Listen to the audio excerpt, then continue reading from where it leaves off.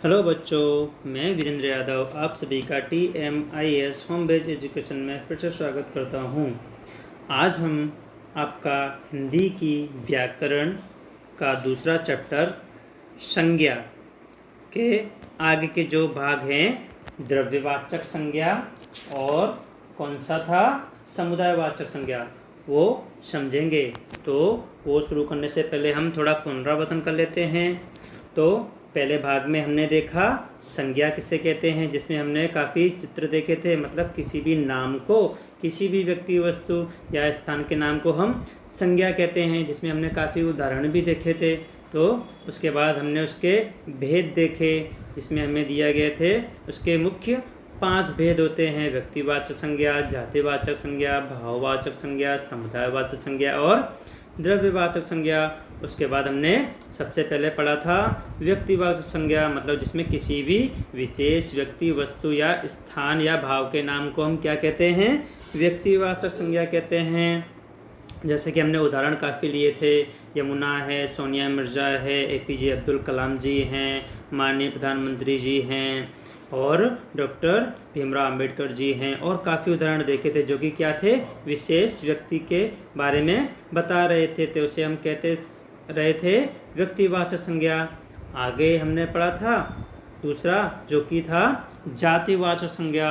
तो जातिवाचक संज्ञा में हमने पढ़ा था कि कोई भी संज्ञा के क्या हो, एक ही जाति अथवा पूरे वर्ग का बोध हो, तो उसे हम कहते हैं जातिवाचक संज्ञा। जिसमें हमने उदाहरण देखे थे, गांव है, डॉक्टर है, छात्र है, पशु हैं, शहर हैं, ठीक है, और उसके बाद है स्कूल के नाम हैं। तो वो सभी क्या हैं, पूरी जाति का बोध करा रहे थे। तो जिसमें हमने जाना था कि पूरी जाति के बोध जो क्या हो, शब्द किसी विशेष जाति का बोध कराते हों, उसे हम जातिवाचक संज्ञा कहते हैं।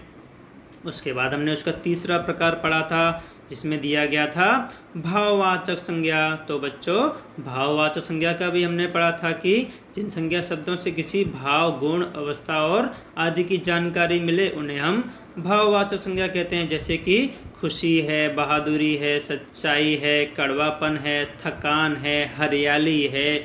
तो ये सभी क्या थे, भाववाचक संज्ञा, मतलब जिसे हम महसूस कर सकते हों, ठीक है, सुंदरता है। तो ये सभी क्या थे, भाववाचक संज्ञा। इसमें हमने सीखा था कि ऐसी संज्ञा जिसका रूप और आकार नहीं होता हो, केवल गुण आभास होते हैं, उसे हम क्या कहते थे, भाववाचक संज्ञा कहते थे।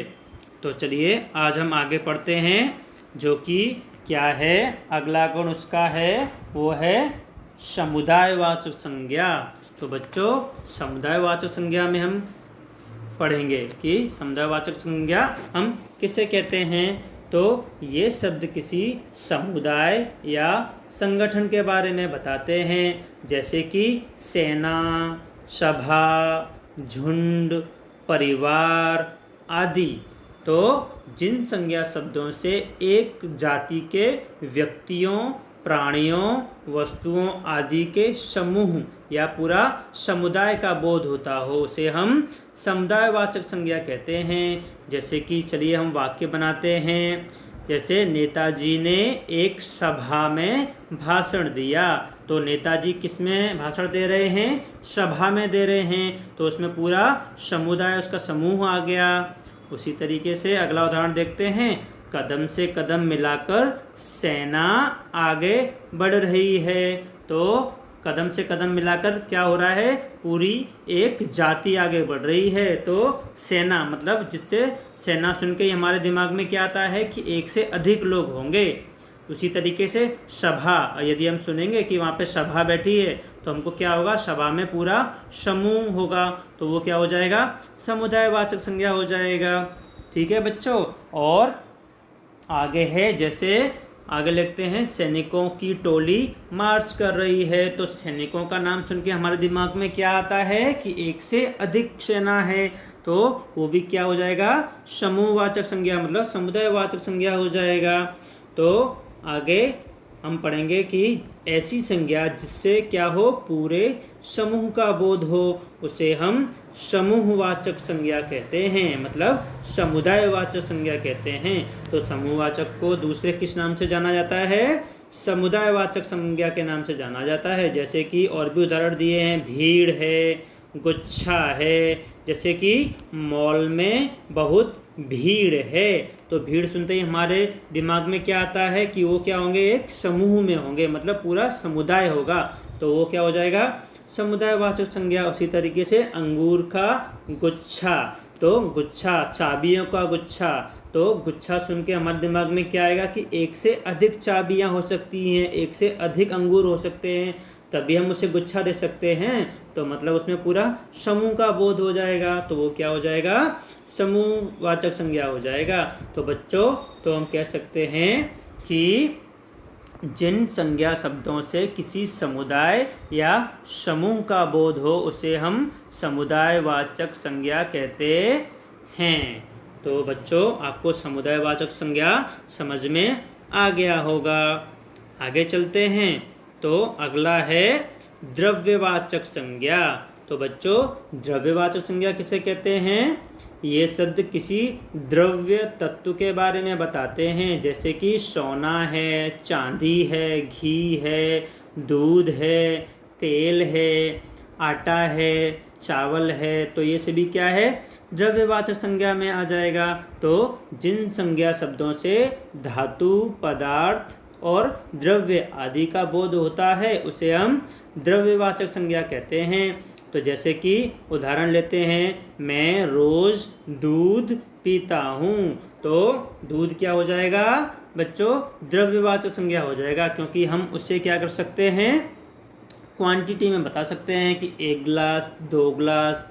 उसके बाद माँ सोने का हार खरीद रही हैं, तो सोना क्या है, द्रव्यवाचक संज्ञा में आता है। उसे हम क्या कर सकते हैं, गिन नहीं सकते, उसे हम सिर्फ माप सकते हैं। तो ऐसी वस्तु जिसे हम क्या कर सकते हो, गिन नहीं सकते हो, क्या कर सकते हो, माप सकते हो। जैसे कि डीजल है, पेट्रोल है, ठीक है, दूध है, पानी है, तो ये सभी क्या आ जाएगा, द्रव्यवाचक संज्ञा में आ जाएगा। जैसे कि अन्य उदाहरण लेते हैं हम कि लड़का पानी पी रहा है, तो पानी हम क्या कर सकते हैं बेटा, माप सकते हैं। जैसे कि आधा लीटर है, 500 ml, 100 ml, 200 ml, 1 लीटर, तो उसे हम जिस वस्तु को क्या कर सकते हो, हम तौल सकते हो या माप सकते हो, लेकिन गिन नहीं सकते हो, उसे हम क्या कह सकते हैं, द्रव्यवाचक संज्ञा कहते हैं।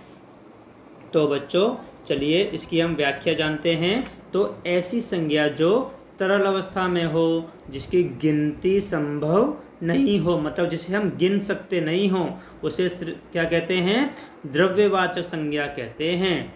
तो उसके और भी उदाहरण हैं, जैसे कि उनका गुस्सा कोई सीमा नहीं जानता, सोना बहुत महंगा है।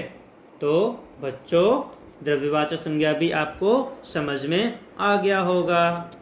तो आज हम जो चैप्टर 2 है संज्ञा का यहाँ पर समापन करते हैं। यदि आपको कुछ समझ में नहीं आया हो तो आप मुझे कमेंट बॉक्स में पूछ सकते हैं। Thank you.